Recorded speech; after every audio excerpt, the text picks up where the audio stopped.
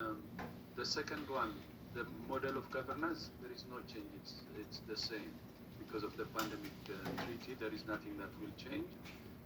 Um, as you know, we have like the FCTC, for instance, the convention, um, which is accommodated actually within WHO. So um, with the same, could be the same arrangement or different, but I don't think the main core governance structure of the organization will be different because of the pandemic treaty. Then on whether more time is needed, I said last week, you're right, that we're really pressed for time now, and the 1 year left is very tight. So it's only 1 year left now, from this May 2023 up to May 2024. So it could be tight, but I also believe that it doesn't need any extension. I believe that it should be finalized during the 1 year period. And I think member states are also saying that within the available time we have to finalize, which is good. And if there is commitment, anything is possible. There is a will, there is a way. So I hope they will do it within the timeline which was already agreed when this process started. Thank you. Dr. Bruce Elward also is online. Anything to add, Dr. Elward? Just confirm, Chris, I can be heard. Great, thank you very much. And no, I think when the Director General has spoken, we've generally covered issues. But I would just, in relation to the most recent question that was asked about whether there's a need, I think you asked really to be buying time for the negotiations at this point. And it relates back a little bit to what Jeremy asked earlier as to whether or not we're at a stalemate in terms of the work on the Accord. And that is definitely not the case, Jeremy. I think the good news coming out of IND5 is that there's been a tremendous amount of work by the member states. Of course, that work is ongoing. They're still in closed committees, so there'll be more information by the end of the day or first thing tomorrow on this. But there's been a full reading through the zero draft, which was the big goal for IND4 and IND5. All member states have had the chance to say their perspectives on different aspects of the Accord, the rationale behind that. And of course, as the Director General highlighted, there's areas of let's say, not full alignment, to put it mildly sometimes on some issues, but a lot of alignment as well. So at this point, it would be really, again, as the Director General said, premature to buy time for the negotiations. And pretty the reason for that is, as you know better than anyone, is just the importance of getting an accord like this in place. I mean, we've been speaking about multiple other emerging pathogens over the past 30 minutes or so, the Marburg outbreaks and others that are happening. We're going to talk a little bit about what's happening with COVID now. And the world is at increasing risk and the pandemic's emerging. And I think the world, everyone, would be remiss not to just concentrate minds, efforts, political capital where needed as well to make sure that we do land the support as rapidly as possible. We owe this not just to future generations, but today's generation. You're going to live lives, there's quite a high risk of living through yet another pandemic. We want to make sure that we're much, much better prepared for that one than we were for this, and we can't be without an accord like the one of the negotiation. So definitely not at stalemate, definitely moving forward.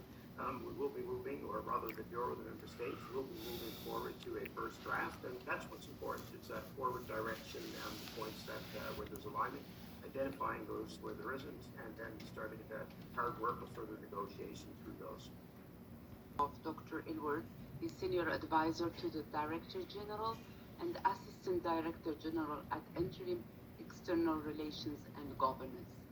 Now, I would like to invite Gabriela Sotomayor to ask the next question. Thank you very much, Adela. Thank you, Dr. Pedros.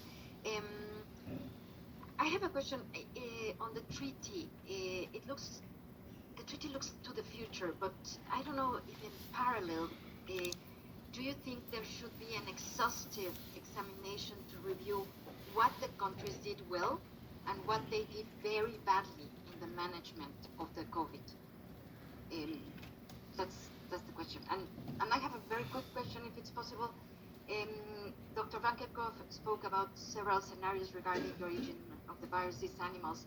But I want to ask if there is a possibility that one of these raccoon dogs could have escaped from the laboratory that is near the market in Wuhan. Thank you. So perhaps challenge of understanding of how the origins began depends on the information that we have to assess. So understanding where those animals came from as a source within the market is key. We also need to evaluate the labs that were working in the area on coronaviruses and the conditions in which those viruses were worked upon. So there are, again, without information, without data to make a proper assessment, it's very difficult for us to give a concrete answer. And at the present time, we don't have a concrete answer of how the pandemic began, but we have clues. With regards to your first question, I just want to say, absolutely, all countries, all institutions, all agencies need to take a look at how they handle the COVID-19 pandemic, and in fact, any epidemic outbreak, and how they manage that, and take a hard look on what went well and what went wrong to make course corrections going forward.